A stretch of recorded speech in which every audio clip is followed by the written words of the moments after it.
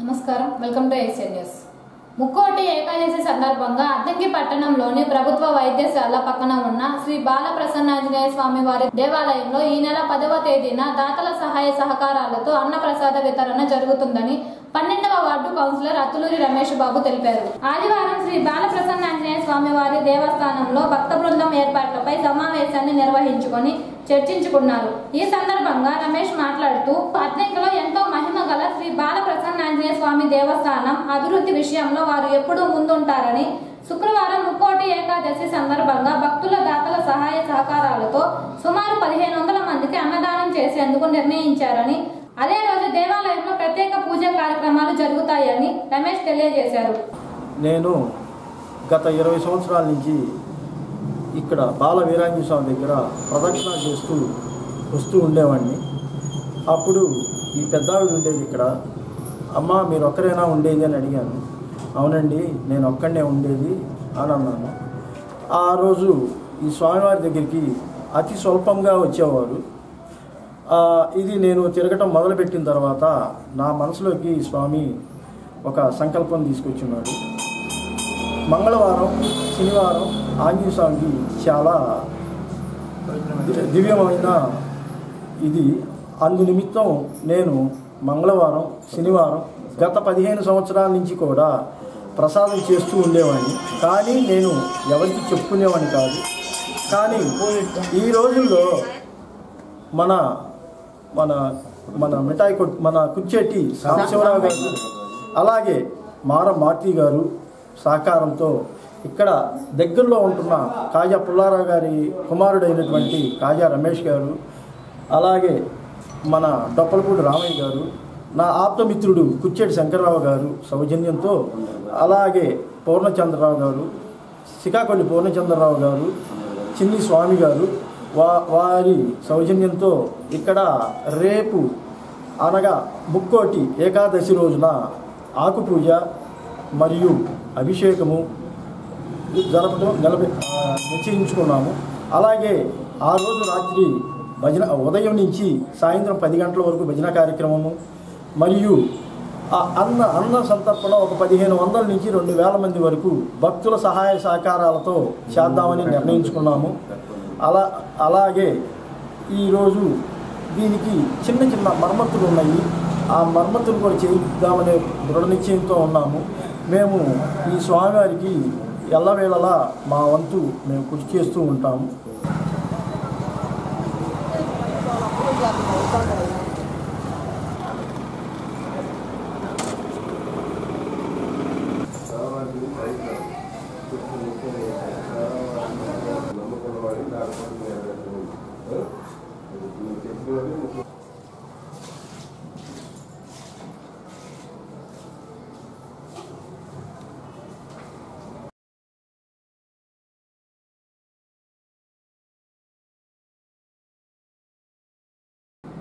అద్దంకి పట్టణంలోని స్థానిక ప్రభుత్వ బాలర హై స్కూల్లో ఆదివారం విద్యోన్నతి ఫౌండేషన్ ఆధ్వర్యంలో స్కాలర్షిప్ స్క్రీనింగ్ టెస్ట్ ఏర్పాటు చేయగా అద్దంకి, పంగులూరు, ఇంకొల్లు మండలాల నుంచి 10వ తరగతి చదివే విద్యార్థులు 120 మంది హాజరయ్యారు. ముందుగా క్వశ్చన్ పేపర్స్ ను అద్దంకి పట్టణ అభివృద్ధి కమిటీ అధ్యక్షులు మన్న త్రిమూర్తులు, ఫౌండేషన్ చైర్మన్ వీరనారాయణ తదితరులు కలిసి ఆవిష్కరణ చేశారు. ఉదయం 10 గంటల నుంచి 11 గంటల వరకు స్క్రీనింగ్ టెస్ట్ జరిగింది. ఈ సందర్భంగా వీరనారాయణ మాట్లాడుతూ విద్యోన్నతి ఫౌండేషన్ ఆధ్వర్యంలో 10వ తరగతి విద్యార్థులు ఇంటర్మీడియట్ చదివేందుకు వారికి ఆర్థిక సహాయం చేసేందుకు గత 2 సంవత్సరాల నుంచి స్కాలర్షిప్ టెస్ట్ నిర్వహిస్తున్నారని, ఇందులో మంచి మార్కులు సాధించిన విద్యార్థులకు ప్రతి సంవత్సరం 10,000 రూపాయలు చొప్పున 15 మంది విద్యార్థులకు అందజేయడం జరుగుతుందని వీరనారాయణ తెలియజేశారు. విద్యోన్నతి ఫౌండేషన్ ఎన్జిఓ ద్వారా 3వ సంవత్సరం 10వ తరగతి విద్యార్థులకు స్క్రీనింగ్ టెస్టు ఈరోజు అద్దంకి, పంగులూరు, ఇంకోలు సెంటర్లో ప్రభుత్వ పాఠశాలలో నిర్వహిస్తున్నాము. ఈ పరీక్షకు అద్దంకి సెంటర్ నుంచి 10 హై స్కూల్స్ నుంచి 126 మంది రిజిస్టర్ చేసుకొని 120 మంది అటెండ్ అయ్యారు. అలానే మంగళూరు మండలం నుంచి 6 హై స్కూల్స్ నుంచి, ఇంకోలు మండలం నుంచి 7 హై స్కూల్స్ నుంచి 103 74 మంది రిజిస్టర్ చేసుకొని ఉన్నారు. అక్కడ కూడా ఇదే టైంలో ఉదయం 10 గంటల నుంచి 11:30 మధ్యకాలంలో పరీక్ష జరుగుతున్నది. ఈ పరీక్షలో మేరైన విద్యార్థులకు ఉత్తమమైన వాళ్ళు సెలెక్ట్ చేసుకొని ఎక్కువ మార్కులు ఎవరైతే వాళ్ళు సాధించారో వాళ్ళకి తదుపరి చదువు ఇంటర్మీడియట్ లేదా తత్సమాన పరీక్ష చదువుకోవడానికి 2 సంవత్సరాలకు 10,000 చొప్పున ఒక్కొక్కరికి 20,000 రూపాయల చొప్పున స్కాలర్షిప్ ఇవ్వడం జరుగుతుంది. వాళ్ళు పేద విద్యార్థులు చురుకైన విద్యార్థులు చదువు ఆపకూడదనే ఉద్దేశంతో ఈ ప్రోత్సాహకం ఇవ్వడం జరుగుతుంది. ఈ పరీక్ష నిర్వహించడంలో కృషి చేస్తున్న మాకు సహాయ సహకారాలు అందిస్తున్న ఇక్కడ అద్దంకి నుంచి త్రిమూర్తులు గారు, బాబురావు గారు, శ్రీనివాసరావు గారు, కృష్ణారావు గారు, వీళ్ళందరికీ నా శుభాభివందనలు, నమస్కారాలు. ఈ స్కూల్ యాజమాన్య వారికి, మిగతా స్కూల్ యాజమాన్య వారికి వాళ్ళ ప్రిన్సిపల్స్ని మాకు అలాట్ చేసి సహాయ సహకారాలు అందిస్తున్నందుకు వారికి కూడా ధన్యవాదాలు తెలుపుతున్నాను.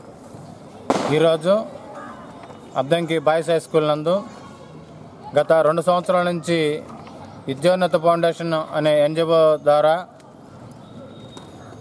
దూళపాల వీరనారాయణ గారు ఒక ట్రస్ట్ స్థాపించి ఈ పేద విద్యార్థులకు, మెరిట్ విద్యార్థులకు మధ్యలో చదువు ఆపకూడదనే ఉద్దేశంతో ఈ మెరిట్ విద్యార్థులకు సంవత్సరానికి 10,000 చొప్పున ఇంటర్మీడియట్ చదువు తత్సమాన పరీక్ష చదువుకునే వాళ్ళకి అంటే ఒక్కొక్కరికి 20,000 చొప్పున 15 మంది విద్యార్థులకు ప్రతి సంవత్సరం ఇస్తున్నారు. సంవత్సరానికి 3 లక్షల చొప్పున.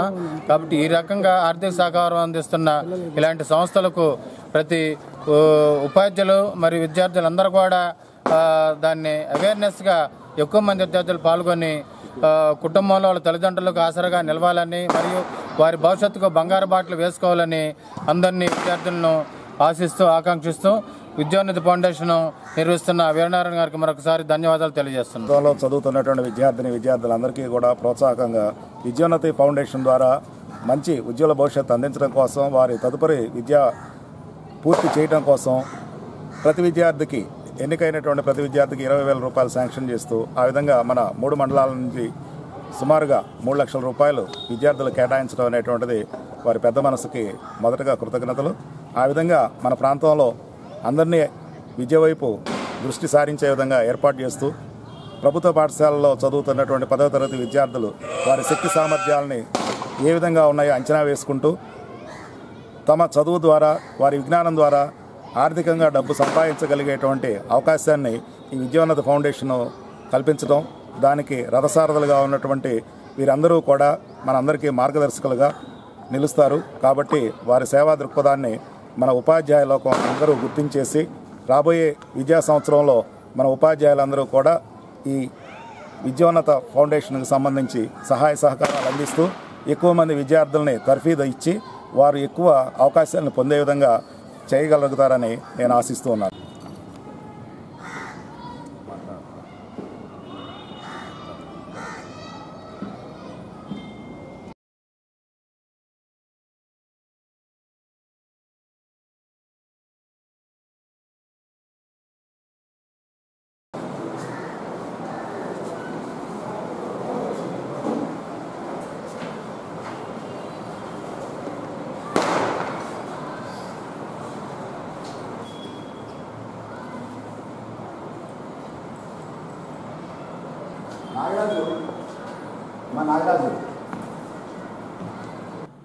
అద్దంకి పట్టణంలోని స్థానిక వాసవి కన్యక పరమేశ్వరి ఆదివైశ్య కళ్యాణ మండపంలో ఆదివారం పుట్టంరాజు బుల్లయ్య రామలక్ష్మమ్మల విఖ్యాత సాహిత్య పురస్కారం 2025 సభ జరిగింది.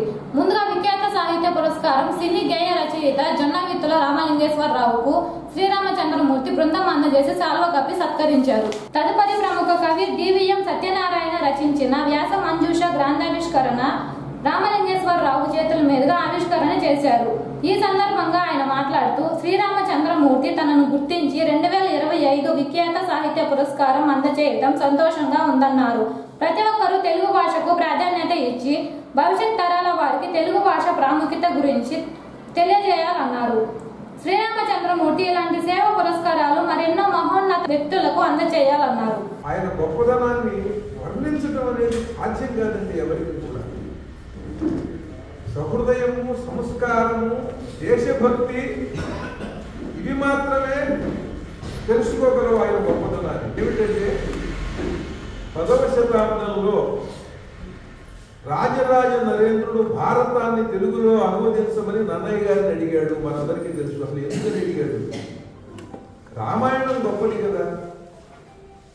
రామాయణం తేలిగ్గా అందరికీ అర్థమయ్యే కథ కదా. వ్యూహాలు, ప్రతి వ్యూహాలు, రాజకీయాలు ఇవేమీ లేనిటువంటిది కదా, అందరికీ అర్థమయ్యే కథ కదా. రామాయణం చేయకుండా అనువాదం భారతం చేస్తే ఏమిటి ఈ జాతికి లాభం? రామాయణము తెలుగులో లేదు, అప్పటికి భారతము లేదు. భారతాన్ని ఎందుకని అడిగాడు? 1,00,000 శ్లోకాల భారతాన్ని అనువాదం చేయమని అడిగాడు. సాధ్యం అవుతుందా ఒక నన్నయ్య గారికి? ఎందుకని అడిగాడు? రామాయణం అంటే కొంత చేయొచ్చండి, 24,000 శ్లోకాలు. 1,00,000 శ్లోకాల భారతాన్ని తెలుగులో అందించాలని రాజరాజ నరేంద్రుడు ఎందుకు అనుకున్నాడు? అది విజన్ అంటే, దార్శనికత అంటే అది. ఎందుకని అనుకున్నాడంటే, ఆ రోజున విదేశీ దాడులు ఈ దేశం మీద ముమ్మరమై మన ఆస్తులు కొల్లగొట్టడం, మనను ఆక్రమించటం, స్త్రీలను బలాత్కరించటం, ఎత్తుకుపోవటం, ఇటువంటి దుర్మార్గాలన్నీ కూడా పెచ్చురేగిపోయినాయి బాగా. ఈ పెచ్చురేగినప్పుడు ఈ దేశంలో ఎవరికీ కూడా దాన్ని ఎదిరించేటువంటి శక్తి సామర్థ్యాలు ఉన్నా ఎవడు పట్టించుకోవట్లా. ఏ రాజ్యానికి ఆ రాజ్యం గొడవలు దృష్టిలో పెట్టుకుని ఈ వచ్చే విదేశీ దాడుల్ని తిప్పికొట్టడానికి కావలసినటువంటి పౌరుషము, ప్రతాపము అది కావాలి ఈ ప్రజలకి. ఈ చుట్టూ ఉన్నటువంటి రాజ్యాలను పరిపాలించేటువంటి పరిపాలకులకు కూడా అది కావాలి. ఐకమత్యం యొక్క ప్రాధాన్యత, అలాగే పౌరుషం. ఇటువంటి కథ ఎక్కడ ఉన్నదండి ఈ భారతదేశంలో? తన రాజ్యాన్ని అపహరించి మాయోపాయంతో తన భార్యని పరాభరిస్తే 12 సంవత్సరాలు అరణ్యవాస అడవులు పట్టిపోయి, 1 సంవత్సరం ఉన్నారో లేదో కూడా తెలియకుండా పోయి, అదృశ్యమైపోయి అజ్ఞాతవాసం చేసి తిరిగి వచ్చి అందరినీ కలుపుకుని శత్రువుల్ని దెబ్బకొట్టి తమ రాజ్యాన్ని చేజిక్కించుకుని మళ్ళీ వాళ్ళ పౌరుషాన్ని, ప్రతాపాన్ని చూపించారు. అటువంటి కథ ఈ జాతికి అవసరం ఇవాళ అని ఈ ప్రజలకి అటువంటి పౌరుష ప్రతాపాలు, సమైక్య భావం వాళ్ళలో వాళ్ళు కొట్టుకోలేదు.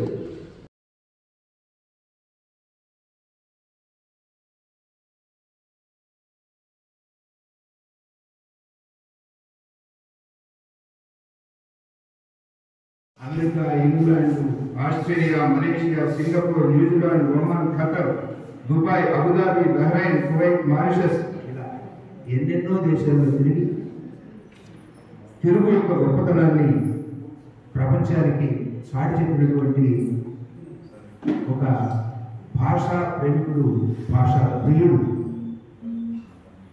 మాతృభాష మీద ఎనలేని మమకారం కలిగినటువంటి ఒక మనిషి వ్యక్తి. తెలుగుదనాన్ని, తెలుగు ధనాన్ని విశ్వవ్యాప్తం చేస్తున్నటువంటి తెలుగు వేదకవి శ్రీ జొన్నవిద్య వారు.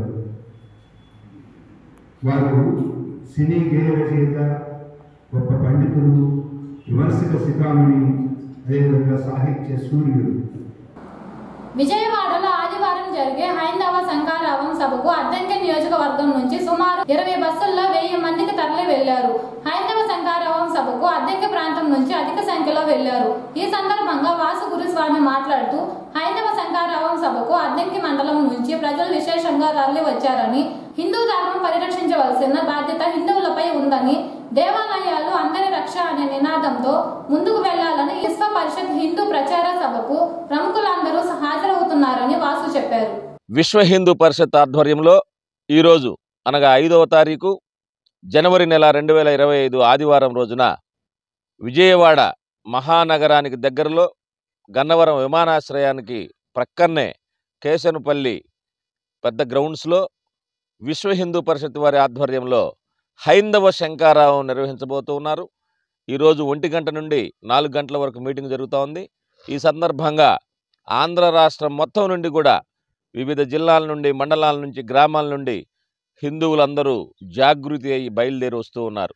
ఈ సందర్భంగా అద్దంకి కండ నుండి దాదాపు 15 బస్సులు ఏర్పాటు చేయడం జరిగింది. ఈరోజు మేము అద్దంకి కండ నుండి బొమ్మనంపాడు, జార్లపాలెం, అద్దంకి ఈ 3 గ్రామాల నుంచి, అదే రకంగా రేణంగివరం ఆ గ్రామం నుంచి కూడా కొంతమందిని మన బస్సులో ఎక్కించుకోవడం జరిగింది. మేము హైందవ శంకరావానికి అత్యంత శోభాయమానంగా జరిగేటువంటి ఆ కార్యక్రమంలో పాల్గొనడానికి మేమందరం సిద్ధంగా బయలుదేరడం జరిగింది. మొన్న అద్దంకిలో మన ఈ హైందవ శంకారావునికి మద్దతుగా బైక్ ర్యాలీ కూడా హిందూ సంఘాల ఆధ్వర్యంలో జరగడం జరిగింది. ఈ కార్యక్రమానికి ప్రతి ఒక్క హిందూ బంధువు కూడా పాల్గొని కార్యక్రమాన్ని జయప్రదం చేసి మన దేవాలయాలు మన రక్ష అనేటువంటి నినాదాన్ని అందరిలో చేసి మన దేవాలయాల్ని మన ధర్మాన్ని కాపాడుకోవాల్సిన బాధ్యత ప్రతి హిందూ బంధువుపై ఉన్నది కనుక ప్రతి ఒక్కరూ తరలి రావాలని కోరుతూ ఉన్నాం. మన విశ్వ హిందూ పరిషత్తు ఉన్నటువంటి పెద్ద ఆయన వాళ్ళందరూ కూడా దాదాపు 150 మంది సాధు సంతులు, స్వామీజీలు, సాధు సంతులు ఉన్నారు. అట్లానే విశ్వ హిందూ పరిషత్తు ముఖ్య నాయకులు మొత్తం కూడా ఇందులో పాల్గొంటూ ఉన్నారు. చక్కగా కార్యక్రమం ఉంటుంది. అందరికీ కూడా ఎక్కడికెక్కడ ఉదయం అల్పాహారం అందించాము. బస్సులు కూడా ఉచితంగా ఏర్పాటు చేయడం జరిగింది హిందూ బంధువులకి. మధ్యాహ్నం భోజన సదుపాయం అక్కడ ఏర్పాటు చేశారు. జోన్లు వారీగా ఆ జోన్లకి ఏ జోన్లకు ఆ జోన్లకే బస్సులకు కూడా నెంబర్లు ఇవ్వడం జరిగింది. అదే రకంగా టోల్ గేట్ల దగ్గర కూడా ఈ యొక్క వాహనాలను ఆపకుండా దానికి తగు జాగ్రత్తలు సంఘ ఆధ్వర్యంలో విశ్వ హిందూ పరిషత్ ఆధ్వర్యంలో తీసుకోవడం జరిగింది.